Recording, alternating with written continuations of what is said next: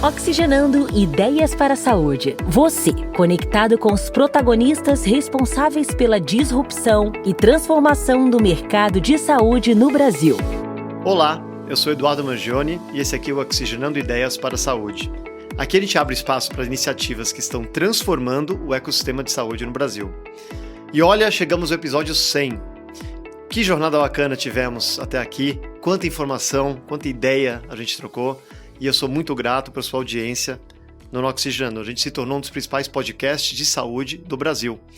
E esse é um episódio muito especial para mim, não só porque é o 100º, mas também porque vamos tratar de um assunto importantíssimo para o mercado de consumo e que vem evoluindo bastante nos últimos anos. Você já parou para pensar no que realmente faz uma pessoa engajar e ser fiel a uma marca? O meu convidado já.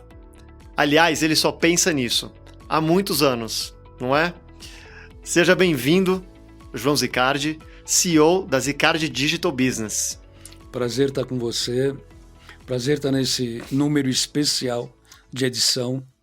Eu me sinto honrado e estou aqui para contribuir com o máximo que eu possa para enriquecer mais ainda esse assunto, que aliás é super atual, né? Super moderno. Sem dúvida.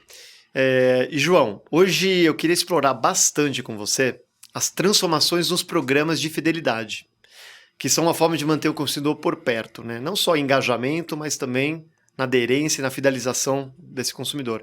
Mas antes da gente entrar nesse ponto, eu queria conhecer você um pouquinho melhor, um pouco mais da sua história, né? Você é um profissional muito experiente, que soube unir tecnologia, comunicação e marketing, que é algo meio raro hoje em dia, né? Numa época em que a tecnologia vem cada vez mais ganhando predominância, né? Me conta um pouquinho, como é que você chegou até aqui? É uma jornada grande, mas eu vou resumir um pouquinho. O início da minha carreira foi como redator em agência, uma agência chamada Thomson, que na época era uma grande agência do mercado, e ali eu comecei a entrar em contato com comunicação, com propaganda e etc. A evolução desse processo se deu quando eu recebi um convite de um headhunter para ir para São Paulo Alpargatas. Aí eu saí de uma agência de propaganda e fui para uma indústria das Havaianas. Ali eu comecei a entender um pouquinho como é marketing de verdade. Você foi trabalhar em marketing? Fui trabalhar em marketing, distribuição, comunicação, marketing, vendas. Aí o mundo começou a ficar um pouquinho mais complexo, mas ao mesmo tempo muito melhor, né? Um overview bastante grande.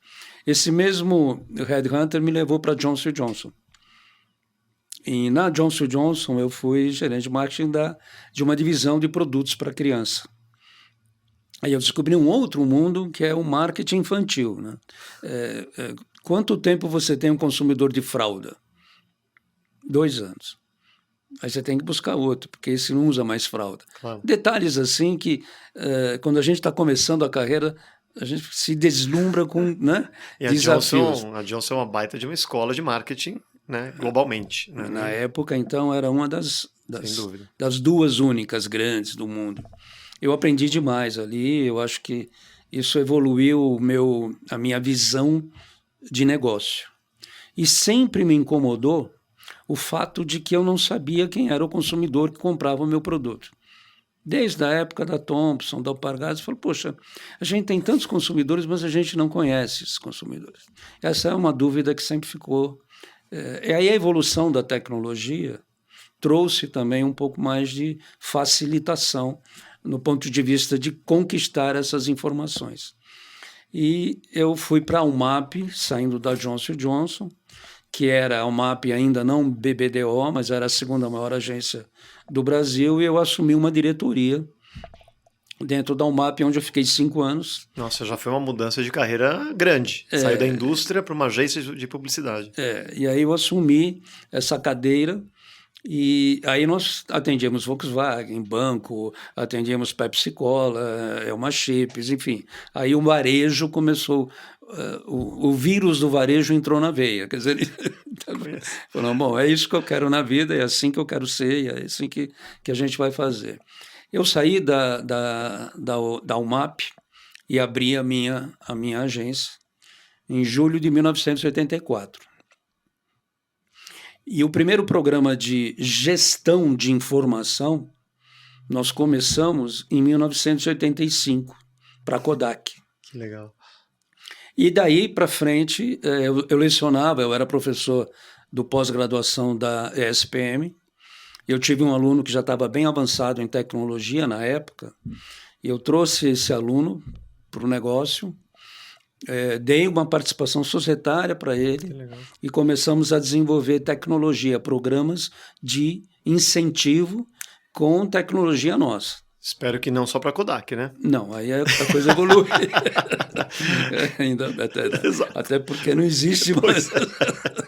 Mas aí a coisa evoluiu, a gente sempre, desde 1985, nós tentamos acompanhar o desenvolvimento de tecnologia e isso foi crescendo de tal forma que nós acabamos construindo uma plataforma nova, uma plataforma de mercado ainda revolucionária, não sei por quanto tempo. E hoje a gente tem condição de ler o sell-out, ler o sell-in, clusterizar informações granuladas a ponto da marca saber em quem ela tem que investir e o quanto ela tem que investir naquele CNPJ ou naquele CPF, dependendo do mercado que a gente esteja falando aqui. Então, hoje a gente entrega, construímos programas de fidelidade como Quilômetros de Vantagem Ipiranga, 34 milhões de CPFs, Cacau Lovers, 28 milhões de CPFs. Cacau Show. Temos Cacau Lovers é o programa de fidelidade da Cacau Show. Novartis, temos 7 milhões de consumidores, a gente faz parte desse programa. Construímos o L'Oréal Derma Club no Brasil, são 6 milhões de consumidores comprando regularmente. E o que eu ouço sempre, Edu, é que eu não acredito em programa de fidelidade. Não, e tem razão de não acreditar, porque a grande maioria erra de saída, na largada. Porque o programa de fidelidade ele não pode ser condicionado a um budget. O primeiro passo, o primeiro milagre do programa que dá certo é você não colocar teto nele. Porque quando você coloca um budget no programa de fidelidade, a hora que você chegou no teto, você não pode ter mais consumidores. Agora, imagine você lançar um programa de fidelidade que você tem que parar na metade. Ou que você tem que falar, em julho o programa está suspenso, né, porque acabou tua verba. O primeiro erro é fadado a não dar certo. Realmente, não dá certo. Você vai limitar a sua escalabilidade, é uma loucura. É loucura. 82% morrem até o terceiro ano. Agora, ele cresce, vai pegando, e aí, quer dizer, não tem budget, não sustenta, gasta muito, aí por N razões. Né? Não consegue reter. Exato. Então, tem alguns segredinhos nessa história que o tempo nos ensinou, que eu acho que é importantíssimo a gente lembrar. Por que um programa de fidelidade dá certo, tem sucesso, e o outro morre? O primeiro é a questão da arquitetura financeira do programa. O segundo é um fator que eu chamo de RRT. A relevância gera recorrência e a tecnologia nos dá escala. Se o programa não for relevante, se o aplicativo não tiver um programa relevante, o consumidor tira da tela, cancela, sai fora do programa. A relevância do programa é que traz a recorrência de compra. E a tecnologia faz com que a gente converse com todos os brasileiros do Brasil, que é o que a gente tem hoje. Então, uma coisa muito importante a gente lembrar é o seguinte, todos nós temos o Waze no celular. Não preciso nem perguntar. Não, tem. Meu filho tem. Todos têm. Todos têm. Todos têm. Já vem com o Waze. Já nasce com o Waze. Geração que nasce com o Waze. Por quê? Porque ele é relevante. E quantos a gente já não deletou do celular? A maioria a gente já deletou, né? Acho que eu contaria 5 ou 6 que são aqueles que você não vive sem. E o Waze tá nesse grupo seleto. Né? Então você veja assim, nós tivemos o ano passado, em 2024, 320 milhões de brasileiros cadastrados em programas de fidelidade. Não tem tanto brasileiro assim, pelo que eu saiba. Consumidores, porque eles são cadastrados em mais de um programa. Tá, ok. Alguns são cadastrados em 3. Sim. Isso foi um crescimento de 7 milhões de cadastros em relação a 2023. E a tradução disso é que são 20 mil novos cadastros por dia no ano de 2024. Isso em programas em geral no Brasil. Vai desde o cartão de crédito, ao Pão de Açúcar, ao programa da L'Oréal, ao programa da Nova, enfim. Ok. Como o brasileiro não gosta de programas de fidelidade com esses números que a gente tem? Evidente que gosta. Evidente que o programa de fidelidade, estruturalmente falando e bem feito, ele é uma máquina de vendas. E você cria uma massa econômica recorrente para a marca. É quase que uma reserva de mercado, no bom sentido, para a marca. Claro. Isso vale para o CNPJ e isso vale para o CPF. Entendeu? Mas, João, deixa eu te interromper um segundo para te passar 2 estatísticas que são interessantes aqui, né? A primeira, segundo o Forrester Research, eles dizem que 70% das pessoas acabam abandonando os programas por eles serem muito genéricos e muito burocráticos, né? E 75% das pessoas, de acordo com a McKinsey, que é o segundo estudo que eu comentei, não sente que os programas oferecem de fato benefícios relevantes ou até personalizados. Que hoje, né, com tecnologia, com a nossa capacidade de compartilhar dado, até me surpreende, né, que tem esses números saindo, né, com essa força tão grande. Isso quer dizer o quê? Que as indústrias não estão capacitadas, não conhecem de fato ou não investem em fazer um programa de alto nível, com bastante conhecimento? Não é uma questão de nível, é uma questão de posicionamento. Esses números são mundiais. Nos Estados Unidos, no Canadá, é a mesma coisa. Por quê? Por um fator claro. O consumidor é plural e a marca é singular. Então, eu fabrico Novalgina e quero ter um programa de fidelidade de Novalgina. E a cesta de benefícios no meu relacionamento com o consumidor se resume a entregar Novalgina com desconto. Vou entregar um outro produto com desconto. E o universo do consumidor não é só farmácia. Ninguém acorda toda manhã pensando em Novalgina, ou pensando em chocolate, ou pensando... O consumidor, ele lê, enfim, ele é múltiplo, ele é plural. Quando você constrói um programa de relacionamento, você tem que lembrar que, no nosso ponto de vista, que você está se relacionando com um ser humano, que por um acaso ele é consumidor. Claro.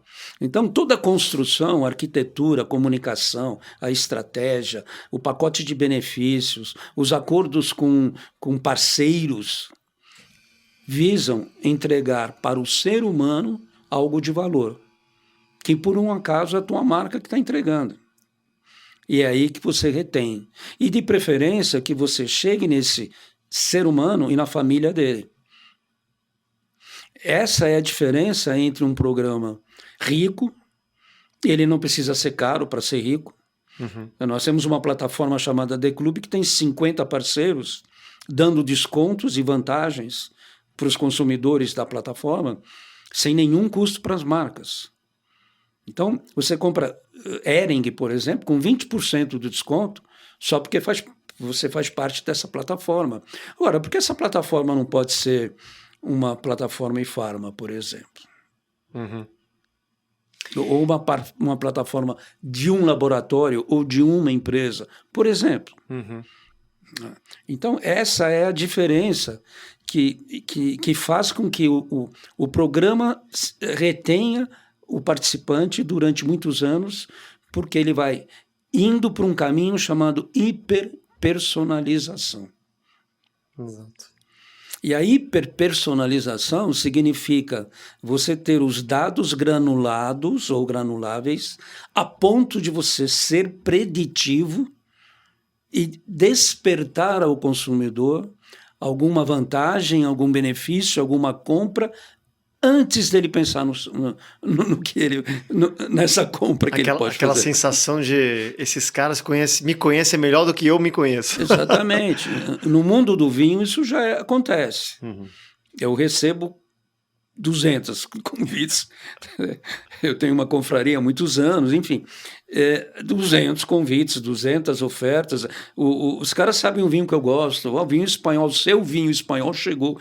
Essas coisas. Sim, sim. Então, no mundo do vinho isso acontece. O Pão de Açúcar tenta fazer isso de uma forma varejista, que é uma outra posição, diferente da indústria, visando, obviamente, as duas colunas de negócio do varejo, que é giro e margem, né? E aí, dependendo do que ele tiver de estoque, é onde ele vai aplicar a maior oferta.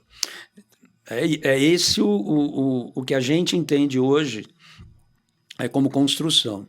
Quer dizer, eu comecei lá como propaganda, fui para a indústria, entrei na agência e aprendi varejo do lado da mesa de quem fabrica, as dores de quem fabrica. E não, até hoje, duas coisas não mudaram, Edu. Uma, a gente continua vendo aquela escala 80-20 em todas as empresas. Sim. O Pareto, ele é real e ele funciona para tudo. Para todas as empresas. Concordo. 20% dos clientes representam 80% das vendas. Isso vai para serviço também. Às vezes, em serviço é até pior. Né? 10% dos clientes representam 90% do faturamento. É pior ainda. E uma outra coisa que ainda não mudou e ainda é um meio de oportunidade muito grande, um momento de oportunidade muito grande, é que a gente está hoje vivendo um momento onde 4 faixas etárias trabalham e convivem ao mesmo tempo nas indústrias. Nunca aconteceu isso na história do Brasil. Nós temos 4 faixas etárias trabalhando até hoje. Isso quer dizer que certamente, pelo menos 4 maneiras de chegar ao consumidor você precisa pensar, né? No mínimo. No mínimo. Exatamente. Tá? Não é uma questão de preconceito de idade, mas é uma questão de conteúdo, de carga de conteúdo, de conhecimento. Um gerente de marketing de uma empresa com 62 anos de idade, com certeza, ele tem uma experiência, uma vivência, um conhecimento maior do que o gerente de marketing tem 29. Sem dúvida, sem dúvida. Então, eu não posso falar com eles da mesma forma. Sem dúvida. E isso acontece em todas as áreas de todas as indústrias, inclusive no varejo. Né? Então, você tem o consumidor do Pão de Açúcar de 70 anos de idade e você tem o consumidor do Pão de Açúcar de 15. Sem dúvida. Eles vendem as mesmas coisas, mas eles precisam vender de forma diferente. E aí voltamos ao seu ponto de hiperpersonalização. Hiperpersonalização. Né? Não dá para fazer um one size fits all, não existe. A gente precisa realmente estudar melhor o consumidor e a gente tem ferramenta para isso. E aí eu queria até tocar nesse ponto, porque olhando os programas hoje em dia, né, tem muito programa transacional. Né? A gente olha muito benefícios financeiros, né, algum desconto, alguma vantagem. Mas eu vejo pouco relacionamento com o consumidor em quesitos de informações. Então, se a gente pegar mais o nicho de saúde, né? Então, informações sobre saúde, bem-estar, autocuidado, isso poderia complementar um pouco mais a jornada desse consumidor, não só no transacional. Exatamente isso que enriquece o programa e ele fica diferente dos outros. Né? Sabe o que eu queria, João? Eu queria um case. Porque a gente fica muito na teoria, fala. Eu não sei se você tem algum case de consumer health, né, que é um pouco mais próximo ao nosso assunto aqui hoje, que a gente pode usar, pode conversar um pouquinho, que demonstra aí um caminho diferente para o programa de fidelidade. Eu vou contar o que eu posso. Claro. Eu vou usar o programa Derma Club por algumas razões. O programa Derma Club tem 4 marcas da L'Oréal no Brasil. São marcas mundiais, importantíssimas para a L'Oréal, são as marcas Premium Price, ok? Em um determinado momento, 2019, final de 2018, nós fomos convidados a participar de um bid, de uma concorrência. A gestão da concorrência partiu da França para escolher a agência de fidelidade das marcas da L'Oréal no Brasil. Ninguém sabia da pandemia ainda. E eles tinham tentado, durante quase 4 anos, 5 talvez, tenho certeza, operar esse Derma Club e ele não Não deslanchou. Não acontecia. Não acontecia. Quando nós participamos da concorrência, nós participamos contra 3 empresas multinacionais. Ou seja, o anãozinho... Imagina. O anãozinho estava lá brincando de brigar com o gigante. E nós ganhamos a concorrência. Estamos há 5 anos com o programa. Nós lançamos o programa no 2º ano da pandemia. E quando nós pegamos o programa, nós tínhamos 400 mil consumidoras. Quer dizer, você lançou num período bem complicado também, né? O momento não era o melhor, e a gente tinha um banco de dados meio atualizado, com 400 mil nomes, mas não tinha 15% ativos. Nossa. Bom, nós temos 6 milhões hoje. Quer dizer, 4 anos depois... A mágica não é mágica. Qual foi a grande diferença? É que a mecânica do programa deles, antigamente, a consumidora tinha que escolher o produto e ir no balcão da farmácia, e ali ela perdia 15 minutos, 20 minutos, numa operação que, de consulta natural que a gente conhece, é normal que seja assim. Claro. Porém, um produto OTC ou um produto sem prescrição... Fora do balcão, né? Geralmente eles não estão nem posicionados dentro do balcão. Fora do balcão. Quer dizer, ela tinha que quebrar a própria jornada... E irritava a consumidora. Para ir para o balcão, para depois ir para o check-out. Não é uma jornada... Eu faço isso naturalmente com o meu remédio para pressão. Aí ok. Eu vou entrar já lá é o e destino, vou no balcão. Né? O balcão é o destino nesse caso. Mas você pegar um creme e... Então, a jornada era difícil. Era uma jornada ruim. Acho que é um excelente exemplo de fricção, né? E é uma baita fricção. Acho que a principal fricção para esse tipo de produto. Total fricção. Tá. Não tem nada a ver se pegar uma pomada e demorar 15 minutos para ir para o caixa. Quando nós integramos a nossa plataforma, chama-se Tracking Sales, a consumidora passou a pegar o produto na prateleira, vai para o caixa, fala o CPF e ganha um desconto. Já ganha um desconto ali. Quer dizer, super simples, super rápido. 2 minutos. Legal.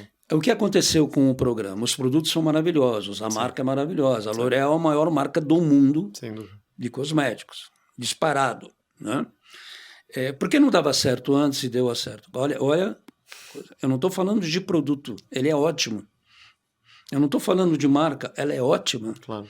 Eu estou falando do comportamento, da jornada de compra da consumidora. Mudou toda a história. Claro, foi um trabalho importante também de CRM, um trabalho de comunicação sério, o investimento da L'Oréal, fantástico. As consumidoras que estão no Derma Club, 85% aprovam o programa. Poxa. Isso é um recorde, né? A gente tem hoje um ecossistema, né, funcionando dentro da operação, mas foram 4 anos só. Então, qual foi a chave que mudou? A jornada do consumidor no Pão de Irena. E qual é a chave que vai mudar agora de novo? A inteligência artificial granulando a informação que a gente um dia vai ter, eu gostaria de ter, a informação de quantas das 6 milhões gostam de cozinhar massa. Não é cozinhar, é cozinhar massa. Específico. O que eu posso fazer com a Barilla para entregar para ela? Exatamente. De conteúdo, de dicas, de receitas, de chefes, né? Como eu posso conversar com o consumidor fora da farmácia? E é isso que retém a consumidora. E é isso que transforma o relacionamento num relacionamento duradouro. Porque você está entregando mais do que está recebendo, na percepção da consumidora. Agora, João, os programas de fidelidade, eles tiveram alguma evolução em geral, né? Nos últimos anos, como que você enxerga essa evolução? O que você viu de diferente no mercado? Eu vejo muito investimento em tecnologia e pouco em estratégia. Então não adianta você ter 6 milhões de CPFs e não saber o que fazer com eles. Como é que você age? Quais são as ações que você aplica ao mercado, ativa junto ao mercado, tanto para o CNPJ como para o CPF, com aquelas informações que você tem. Não é a mesma coisa que você fazer um anúncio digital. Não é a mesma coisa que você trabalhar num remarketing, numa programática, numa mídia programática. Sim. O programa de fidelidade, ele é, antes de mais nada, uma relação de alma, não de bolso. Então, essa tecnologia toda de captação de dados, enfim, CRMs incríveis, às vezes se perde ou não operam porque falta um componente, que é o componente chamado estratégia. E isso faz a diferença. Me permite um parênteses aí, porque uma das coisas que a gente enxerga hoje também, acho que você deve sentir um pouco na pele, muitas empresas, principalmente as multinacionais, eles têm colocado muitas pessoas ainda no começo de carreira para tocar grandes programas, né? E nada contra, né? Mas temos um problema aqui, né? Que é a falta da experiência de uma pessoa para realmente vir com uma estratégia muito bem pensada, muito bem barrada. E para isso você precisa de experiência, não adianta você sair da faculdade fresco, né? E pega um projeto desse tamanho e querer realmente desenhar algo brilhante, né? Aí que eu acho que eu tenho um diferencial muito importante, mesmo que a pessoa não saiba, talvez a empresa que ela se associe tenha que trazer isso para frente, né? E ajudá-la a formular uma estratégia. Porque eu concordo com você, eu vejo de novo muito foco no transacional, né? Muito foco só no arroz e feijão, mas sem pensar numa estratégia maior. Isso. Né? Você tem toda a razão. É bom ouvir isso, porque não é comum ouvir isso. É muito bom. Né? Fico muito satisfeito de ouvir isso. Nada contra o jovem, não é nada disso. Mas é que o sistema é todo tão plástico, é tanto na superfície, é tanto tecnológico. E o tempo que todo mundo achava que ia ganhar com a tecnologia hoje está cada vez mais consumindo o tempo de quem trabalha na tecnologia. É uma coisa muito estranha nessa porra. Onde é que a gente aprende a fazer fidelidade? Quando eu trabalhava na Johnson & Johnson, eu saía para visitar o distribuidor, conversar com ele. Eu saía para conversar com o supermercado que estava comprando a fralda, ou a farmácia que estava comprando a fralda.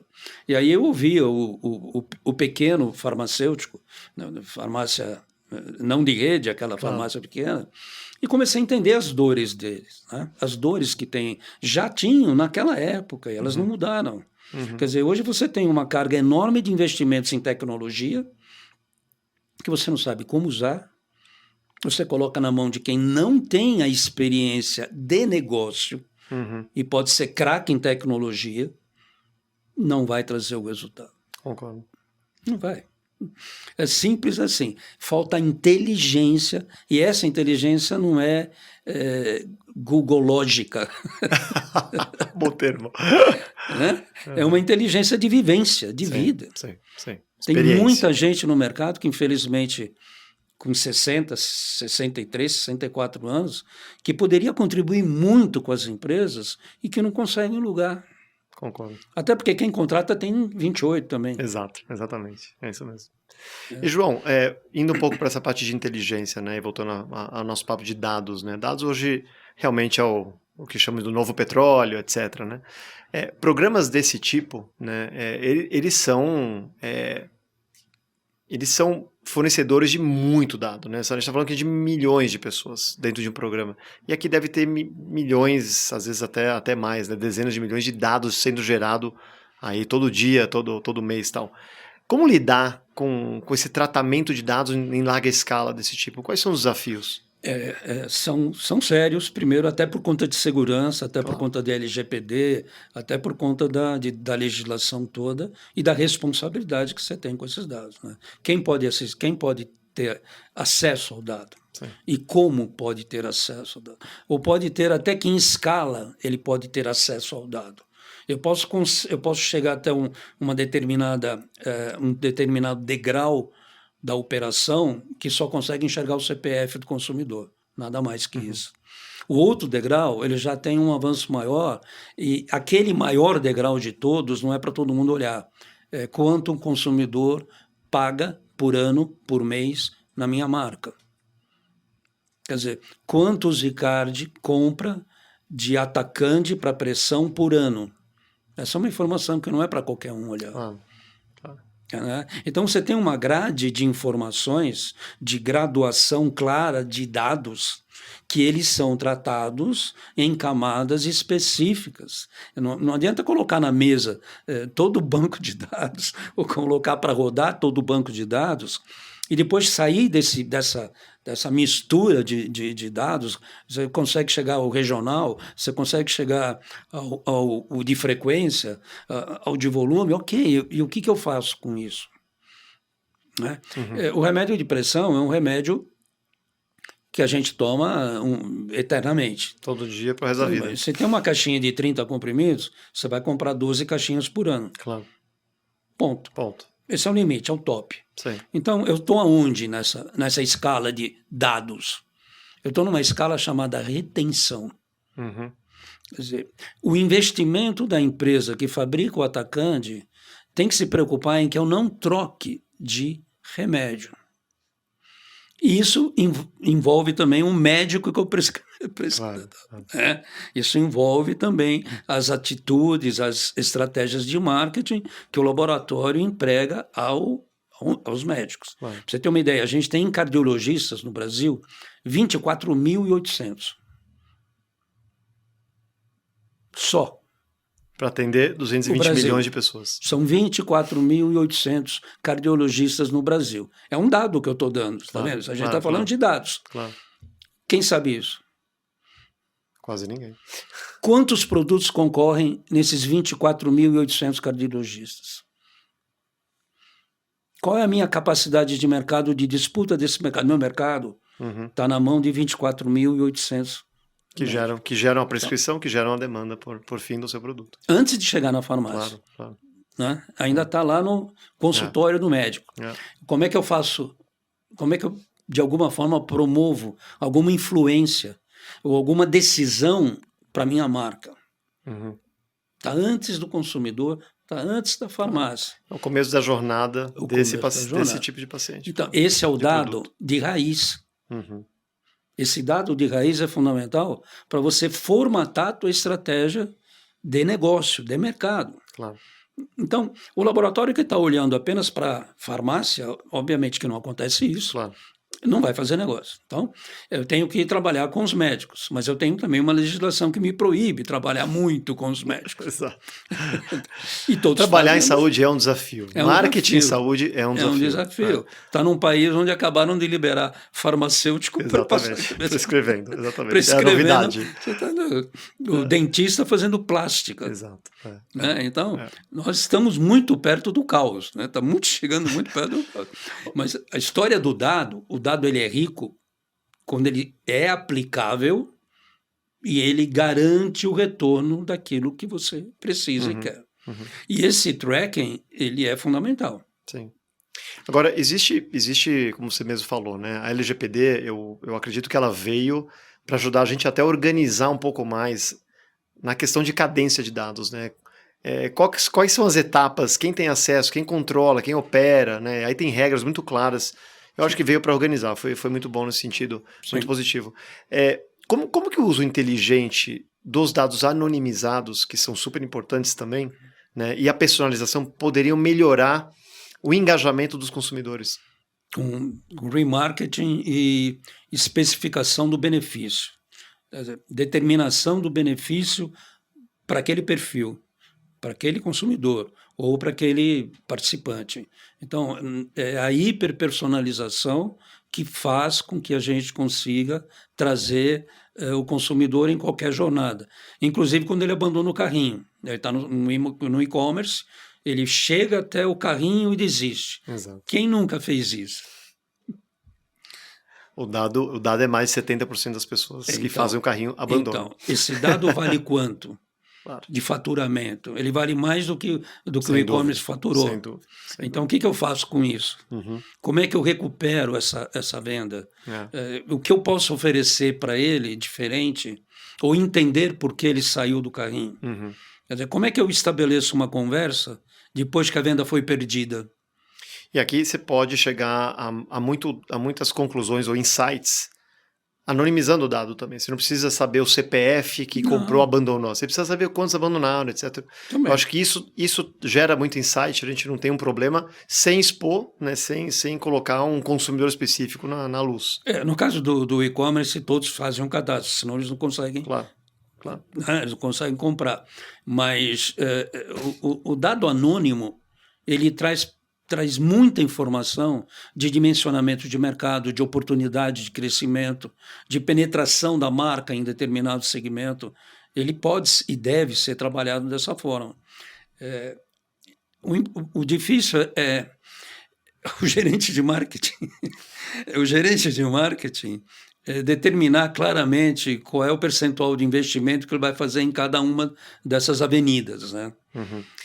Mas se ele tiver um plano macro, e aí é o nosso papel de gestor, de consultor, de mentor, porque o que a gente tem que entregar para o cliente é resultado lá na ponta. Acabou, é isso. Então, mesmo que ele não tenha uma estrutura de trade marketing ou de marketing madura, vamos chamar assim, nós fazemos esse papel com eles. A gente tem que fazer essa dobradinha com eles. Assim. Vamos trabalhar a 4 mãos. Eu acho que fica uma super dica aqui, porque hoje o que não falta no mercado, eu acho que são ideias, né, vontades, mas infelizmente falta um pouco desse conhecimento, dessa estratégia por trás. Né? Então, eu acho que é uma excelente dica que você está dando aqui. E a gente pensando no futuro de programa de fidelidade, você já falou um pouquinho de AI, acho que o preditivo está vindo, sem dúvida, e a hiperpersonalização vai depender disso também.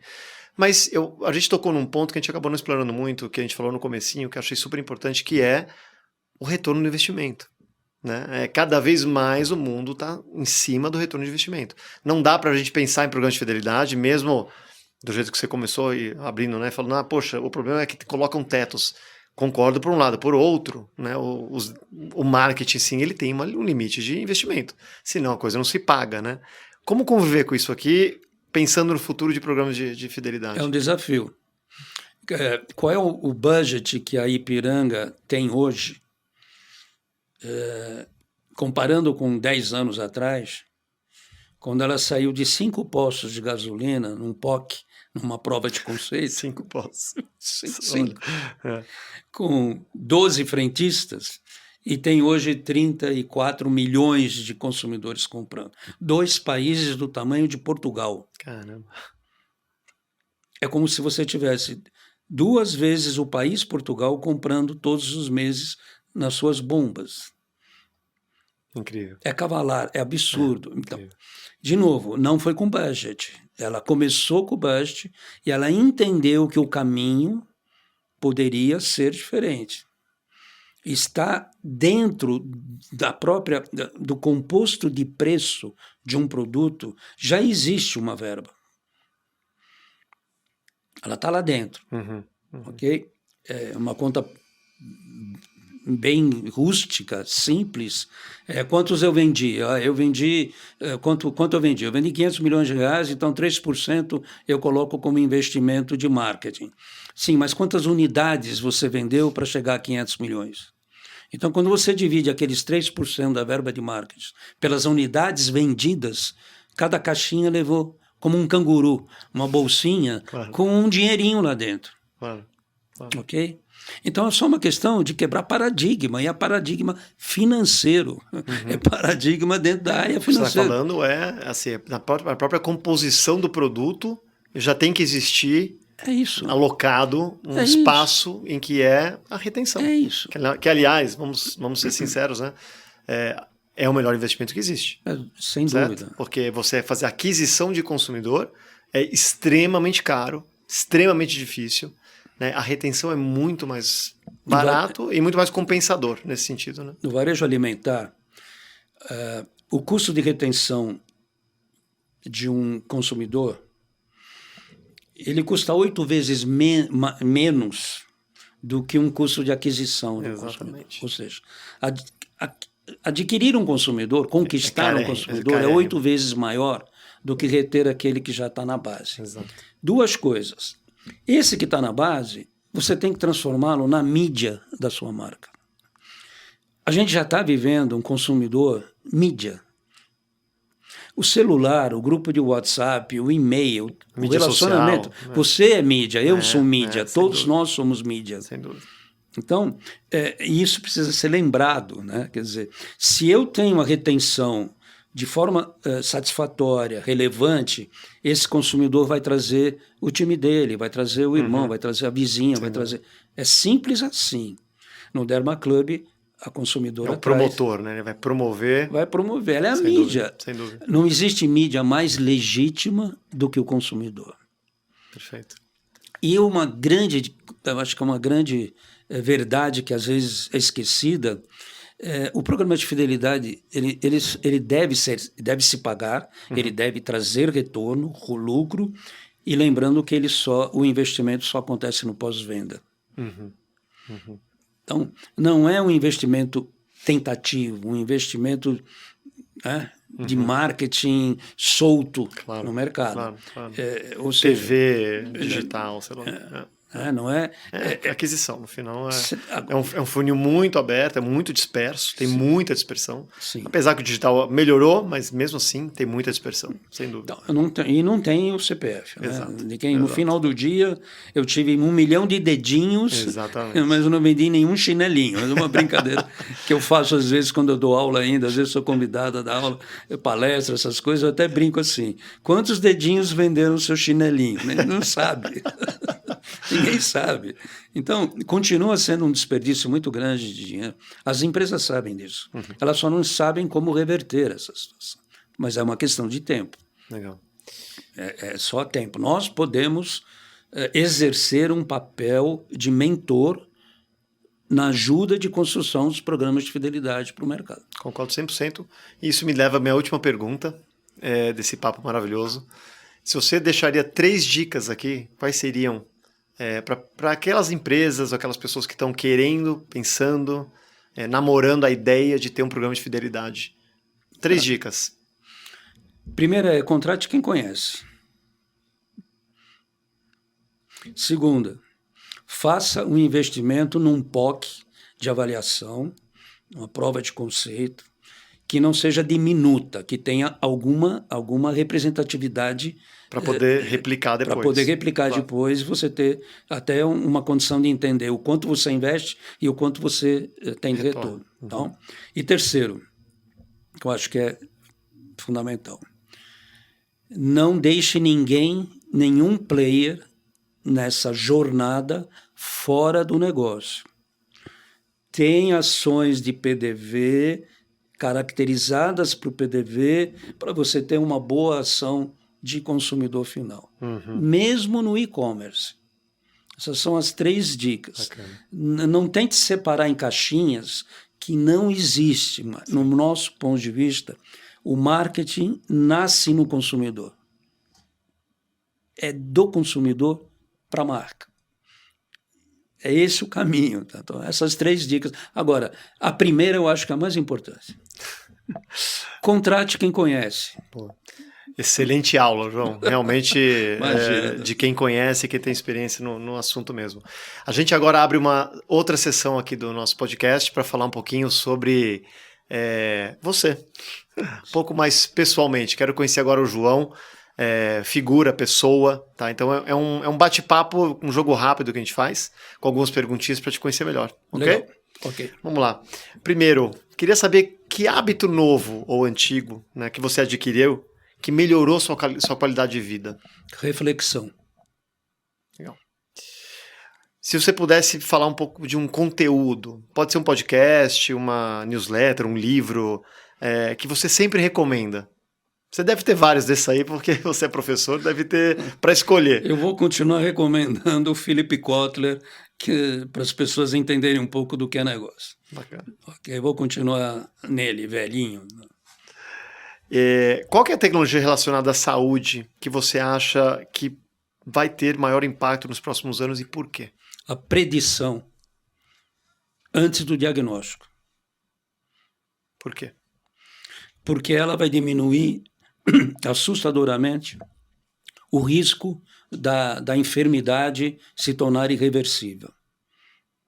E ela vai diminuir para os planos de saúde, para os custos indiretos e diretos de toda a estrutura econômica de saúde, desde a clínica, o laboratório, o plano de saúde, enfim, ela vai diminuir muito o desperdício absurdo que existe nesse mercado. Porque hoje o médico, antes de qualquer coisa, ele manda fazer exame. Sim, sim. E se alguns laboratórios desenvolverem com uma gota de sangue um mapa genético já com predição de possíveis enfermidades ao longo da vida, talvez a gente consiga ter uma medicina preventiva extraordinariamente mais eficaz. Concordo com você, só precisa de um programa de fidelidade que engaje as pessoas a ter hábitos que já tenha melhores. Esse objetivo. Que exatamente, já tenha esse objetivo. Exatamente. E, João, se você pudesse escolher, essa pergunta é boa, uma habilidade nova para dominar imediatamente, qual que seria? Essa pergunta é difícil, porque a gente quer tanta coisa, né? Talvez descansar um pouquinho. Isso não é habilidade. Não, mas eu gostaria muito hoje de conhecer muito mais sobre vinho do que eu conheço. Não serve também. Um sommelier. Pô, claro que serve. Não serve. Claro é um conhecimento, não uma habilidade. Legal. A gente tem uma boa parte do nosso público de pessoas mais jovens também, que estão começando a carreira, estão entrando no mercado de trabalho. E essa é uma pergunta muito, muito pertinente para quem está começando também. Que conselho você daria a você mesmo se você pudesse voltar no tempo, no início da sua carreira? Não pular de empresa a empresa a cada 2 anos. Por quê? Porque isso não traz conhecimento. Porque isso não traz aprofundamento, profundidade de negócio, de conhecimento do negócio. Essa história de você receber 2.000 a mais e pular de emprego, enfim, que é o que a gente vê hoje todo dia, está criando uma camada, infelizmente, uma camada que conhece muito, ou melhor, que sabe muito sobre informações e que conhecem pouco. Existe uma diferença muito grande entre você ter uma informação e você ter um conhecimento. E você só adquire o conhecimento quando você se aprofunda de verdade. Quanto tempo você está na tua empresa? 5 anos. Hoje você sabe um pouco mais do que você sabia? Sem dúvida. Em todas as áreas? Sem dúvida. Sem dúvida. Esse aprendizado a gente não consegue pulando de a primeira quando eu lecionava, talvez a primeira dica que eu daria para eles era: estude Philip Kotler, John Scuttley, não sei o quê, parará. Estude, né? Eu falava, estude, né? Era o que a gente falava lá atrás. Hoje não, hoje é viva a experiência profundamente que você está tendo hoje, você jovem. Eu tenho um filho formando em economia no INSPER. A primeira palavra que eu falo para ele todos os dias é o seguinte: não sei se vai ser Itaú, Pactual, GP, não sei, XP, tá nesse caminho, seja qual for. Viva a empresa como se você fosse dono dela. Perfeito. Sabe aquela sujeira na parede que ninguém olha? Você tem que ser o cara que olha para ela. E se não tiver a faxineira na hora, limpa a parede, cara. Essa é a dica que eu dou para quem está começando agora. Eu recebi hoje no Oxigenando Ideias para a Saúde João Zicardi, CEO da Zicardi Digital Business. João, obrigado pela ótima conversa, foi uma aula, foi muito inspiradora e espero revê-lo no futuro de novo aqui nesse programa. Será um grande prazer, muito obrigado pela oportunidade.